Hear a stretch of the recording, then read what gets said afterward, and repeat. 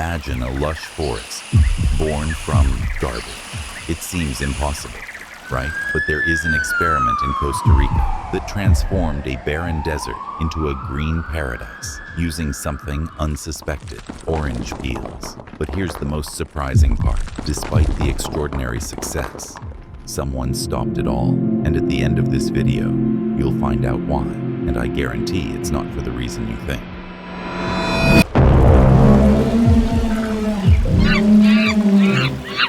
Before diving into the story, I want to announce something special. During this video, I will tell you a magic word. If you comment with that word, you will participate in our contest to win exclusive prizes every week. Stay with us and look for the hidden word. The trucks arrived without warning. Their engines roared as they drove deep into the Guanacaste Conservation Area in Costa Rica and unloaded 12,000 tons of orange peels. What would you do if you were told that throwing garbage into a nature reserve could save the environment? Does it sound absurd? Or is it just further proof that governments and big corporations don't really care about nature, but only about their profits? Do you agree? Or do you think sometimes risks must be taken? Write it in the comments. Should nature come first, or does money always decide?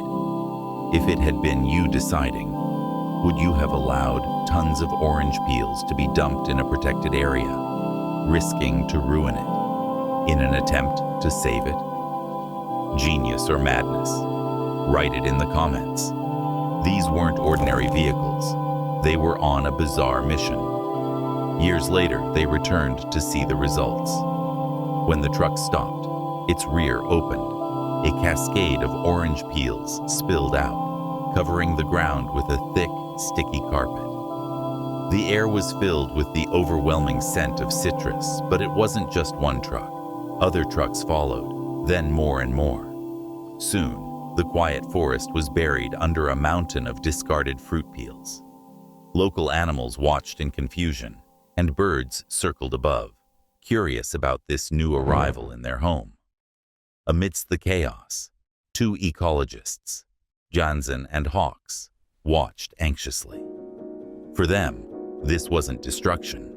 It was the beginning of a bold experiment, one that could revitalize a degraded ecosystem or mean disaster for the protected land. Do you think it's acceptable to risk temporarily damaging the environment to save it in the long term? What would you have done? Jansen and Hawks had spent years working in Costa Rica. They had fallen in love with the country's extraordinary wildlife. Costa Rica may seem small, but it is home to 6% of all the plants and animals in the world, an extraordinary biodiversity that the two wanted to protect. This wasn't just a professional collaboration. Daniel Jansen and Winnie Hawks were a married couple. They graduated from Princeton in 1966 and later became ecologists at the University of Pennsylvania. But their hearts remained in Costa Rica. They worked together as researchers and consultants in the Área de Conservación Guanacaste, ACG, for many years. If you believe stories like this deserve to be told, support the channel with a like and subscribe right now. It takes a second, it's free, and it helps us bring to light innovative solutions to save the planet. Hi there.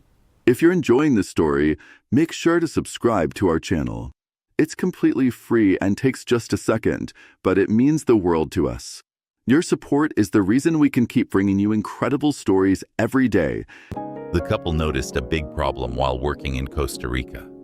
Many areas that once were lush forests had been turned into pastures for cattle. These pastures were dry and almost lifeless. The couple of ecologists wondered if there was a way to bring these areas back to life. Their challenge became their life's work as they focused on finding ways to save endangered tropical forest ecosystems. They knew these forests hosted countless plants and animals not found anywhere else on Earth. If the forests disappeared, these unique species would also vanish. In 1995, Del Oro built an orange juice factory near the conservation area. Most people thought this would harm the forest. Factories often bring pollution and cut down trees to make space. But Jansen and Hawks saw the situation differently. They discovered that Del Oro faced a big problem.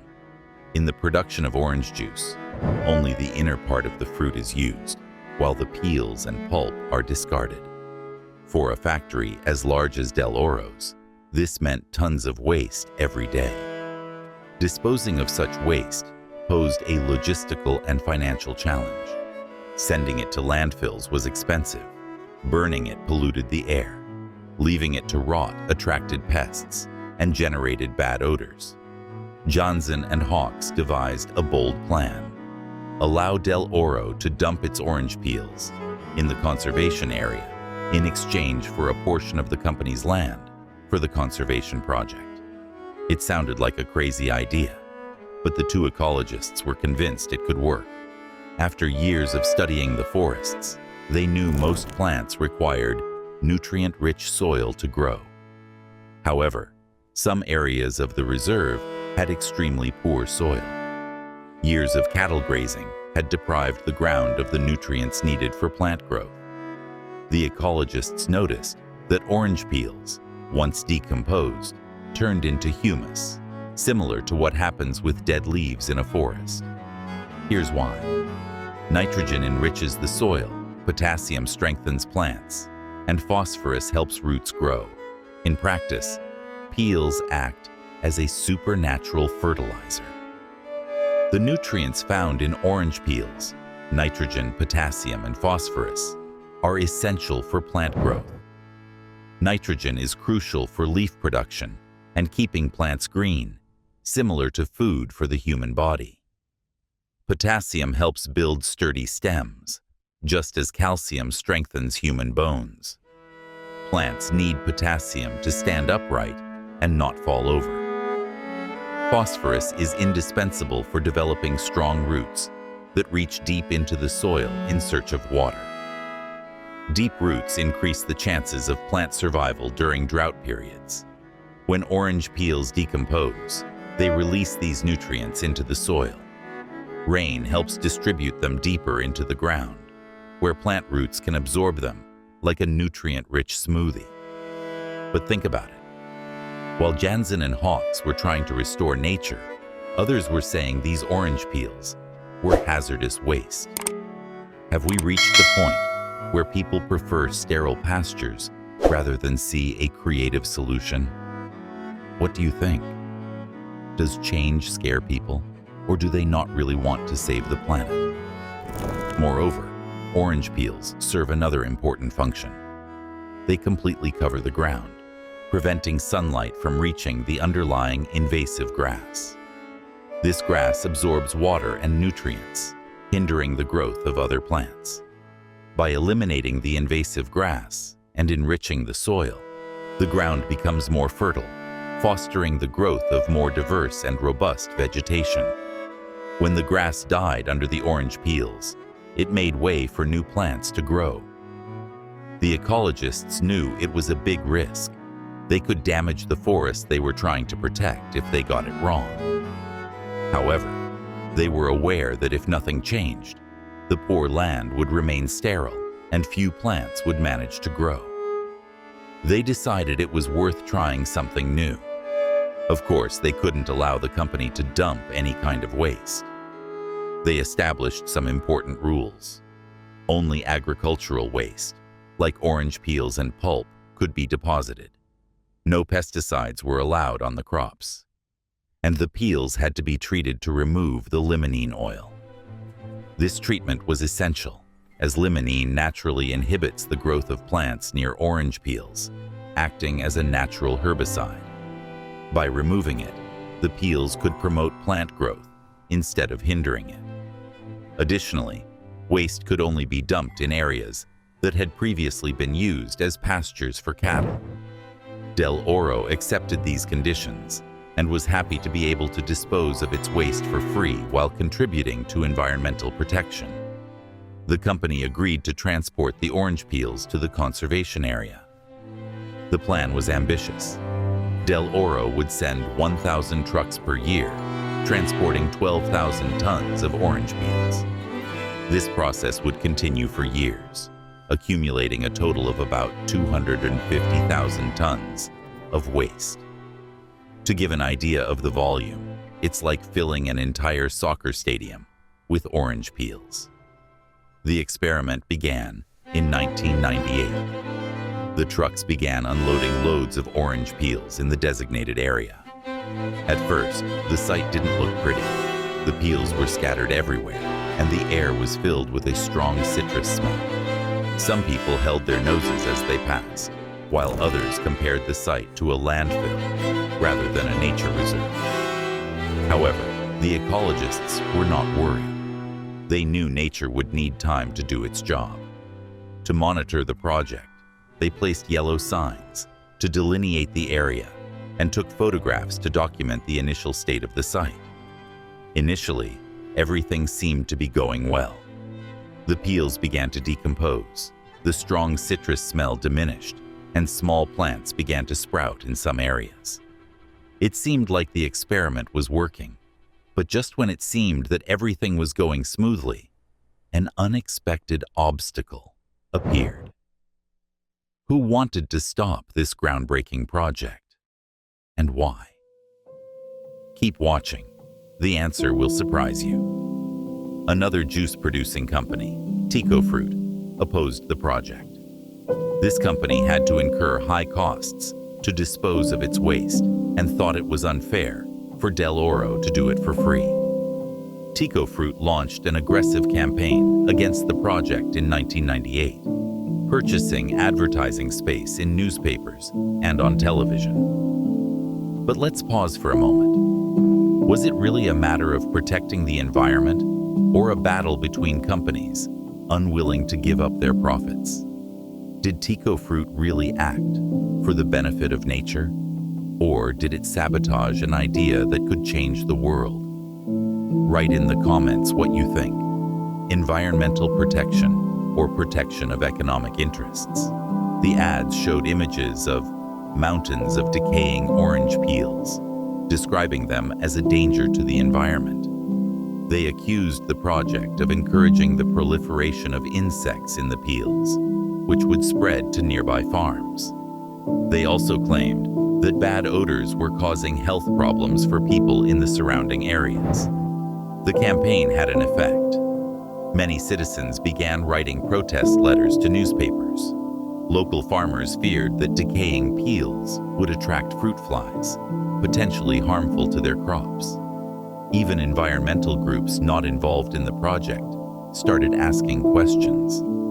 Although there was no evidence that the peels caused harm, public fear continued to grow. Ultimately, Tecofruit took the matter to court, presenting three main arguments.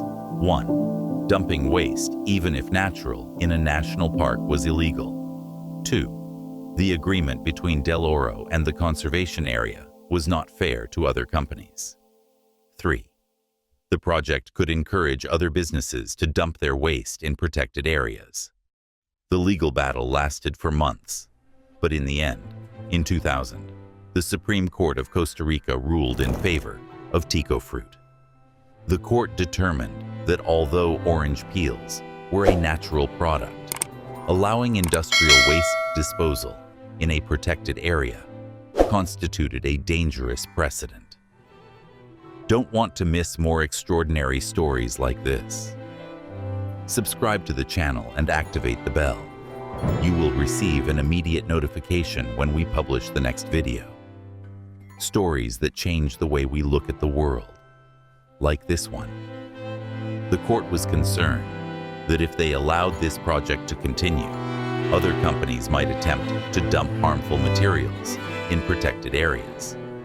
Del Oro had to immediately stop transporting the orange peels to the site. By that time, about 12,000 tons of orange peels had been dumped, much less than the planned 250,000 tons. The ruling deeply disappointed Jansen and Hawks. They believed the court had made a mistake, but there was nothing they could do. The yellow signs marking the experiment area remained standing, but no one paid attention to the site anymore. Years went by, and the orange peel experiment was largely forgotten. The conservation area continued its projects, while Del Oro found other ways to dispose of its waste. In 2013, 16 years after the experiment began, something unexpected happened. A graduate student, Timothy Truer, traveled to Costa Rica to study tropical forests. He heard about the long-ago orange peel experiment and decided to visit the site. The yellow signs were still in place, but what Truer saw exceeded all expectations. This is the most incredible part. What everyone had considered a disaster had transformed into a miracle. A lush forest full of life had sprung from a pile of forgotten orange peels. The area where the orange peels had been dumped was completely transformed. Instead of finding traces of old peels or bare ground, he discovered a lush and thriving forest. The difference between the experimental site and the surrounding area was astounding. The section where no peels had been discarded was still mostly grassy, with few trees, while the treated area was covered by a dense canopy of tall trees, lush vegetation, and a wide variety of plants. The most remarkable discovery was that this transformation had not incurred significant costs. Del Oro had provided free fertilizer in the form of processing waste, and nature had done the rest. What initially seemed an eyesore, a mountain of decaying orange peels, had become a testament to nature's resilience. This story teaches us that sometimes a simple idea is all it takes to change the world. Share this video with 3 people who believe in the power of nature and the power of bold ideas. And don't forget to subscribe to the channel to keep discovering incredible stories like this. The news of Truer's findings quickly spread in the scientific community. Researchers began to wonder if this approach could work elsewhere. Could other types of agricultural waste contribute to restoring damaged ecosystems? The experiment showed that sometimes the simplest solutions, even those that seem crazy at first, might be exactly what we need. For Jansen and Hawks, now in their 70s, the results were a validation of their unconventional idea from decades before. Their crazy experiment had worked better than anyone could have imagined. They had found a way to turn waste into a forest, demonstrating that, with a bit of creativity and a daring spirit, nature can heal itself. With creativity and patience, it is possible to help nature regenerate. The success of the orange peel experiment inspired similar initiatives around the world. In Brazil, researchers began experimenting with the use of coffee pulp to restore areas of rainforest. In India, scientists tested whether mango and banana peels could help to regenerate degraded land. The most important lesson was that what we often consider waste can contain the nutrients that impoverished soils need. Did this story surprise you? Then leave a like, subscribe to the channel, and write in the comments what you think of this extraordinary transformation. By activating the notification bell, you will never miss new incredible stories like this. It only takes a second, but your support allows us to continue creating quality content to inspire change. However, the experiment also highlighted an important lesson about patience. In ecological restoration, changes do not happen overnight. It took 16 years before anyone noticed the dramatic effects. This emphasized a common problem in conservation. People often expect immediate results, but nature follows its own pace. The orange peel experiment demonstrated that sometimes the best approach is to provide nature with the tools it needs, step back, and wait. The story revealed how commercial interests can both help and hinder conservation efforts. While the partnership with Del Oro could have created a win-win situation, solving the waste problem and restoring the forest, the opposition from Tico Fruit disrupted the experiment. Nevertheless, the 12,000 tons of discarded orange peels proved sufficient to demonstrate the method's potential. Today, the site serves as a living laboratory, showing how industrial waste can be reused for the benefit of the environment. What was once considered a controversial dumping ground for orange peels has become a symbol of hope, demonstrating that even damaged ecosystems can recover if equipped with the right resources and sufficient time. The legacy of Jansen and Hawks extends far beyond this single experiment. Their work showed that sometimes the best solutions are not the most obvious. When most people saw a waste problem, they saw an opportunity. Where others saw a pile of rotten fruit, they saw potential for new life. The experiment also challenged the way we think about ecological restoration projects. Traditional forest restoration often involves the active planting of trees and ongoing maintenance of the area, a costly and demanding process. The orange peel method offered a more cost-effective and passive approach, providing the basic ingredients and letting nature do the rest.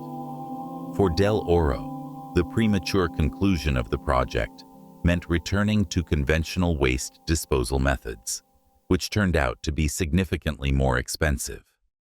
This experience highlighted how environmental regulations, while essential, sometimes need to be flexible enough to allow for innovative solutions. Perhaps the most important lesson from the experiment is that ecological restoration does not necessarily have to be a financial burden. With a creative approach to waste products, it is possible to find solutions that benefit both businesses and the environment. The orange peels, which would have incurred high disposal costs, instead created a lush forest without any additional costs. Today, at a time when climate change and deforestation threaten ecosystems worldwide, the lessons from this experiment are more relevant than ever. It serves as a reminder that sometimes the best solutions are right in front of us, masked as problems waiting to be solved. Years after Truer's discovery, other scientists visited the site to understand how a mountain of orange peels had created such a dramatic change. The research team conducted thorough analyses, collecting soil samples, counting plant species, and measuring tree growth. When they compared the experimental site to the adjacent untreated areas, the results were extraordinary. The forest born from the orange peels was richer in every respect. The tree canopy was about 3 times higher than the surrounding areas. The soil contained a significantly greater amount of nutrients. They found over 20 different species of trees at the orange peel site, while the control areas hosted only a few. The understory was densely populated with vegetation, providing refuge for countless insects, birds, and small animals. When local farmers saw these results, many changed their minds about the project. What was once considered a dangerous waste dump had created something beautiful. Even some former critics admitted that Jansen and Hawks had been right all along. Although the project had been halted too soon, it demonstrated that agricultural waste can contribute to the regeneration of degraded lands. The site became a popular destination for ecology students and researchers from around the world who came to study how such a simple solution, dumping fruit waste, could have such a profound impact on the ecosystem. The orange peel forest stood as a living example of nature's ability to recover when provided with the right tools and sufficient time. For Jansen and Hawks, Seeing their controversial experiment transform into such a success was deeply satisfying. They had faced harsh criticism and legal battles, but time proved they were right. The forest born from the orange peels became one of their proudest achievements in a life dedicated to conservation. The transformation went beyond the trees and plants. Wildlife began to return to the area in increasing numbers.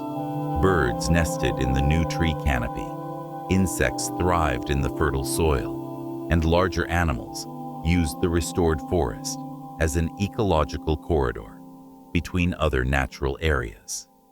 What was once an empty pasture for cattle was now a vibrant ecosystem. The success of the project stimulated new discussions about waste management in Costa Rica. Some began to wonder if the Supreme Court's decision had been too hasty. If orange peels had produced such a positive change, what other types of agricultural waste could be used to restore degraded ecosystems? Every comment on this video is a symbol of hope. By sharing your opinion, you are not only contributing to the discussion, you are helping to spread this story and support reforestation projects in critical areas. Let's grow this forest together, one comment at a time. The experiment showed that what we consider trash can actually be a hidden resource. The former dumping ground for Del Oro's orange peels transformed into a symbol of possibility. It demonstrated that, with the right creative approach, solutions to environmental problems do not necessarily have to be complex or costly. Sometimes, nature just needs the right ingredients to heal itself. The story of the orange peel forest continues to inspire conservation projects around the world. It is a reminder that in the face of environmental challenges, innovative solutions can emerge from unexpected places, even from a pile of discarded fruit peels. And what if I told you this is just one of many incredible stories that are changing our planet? In the next video, we will explore another extraordinary transformation that will leave you speechless. Stay with us. The best is yet to come.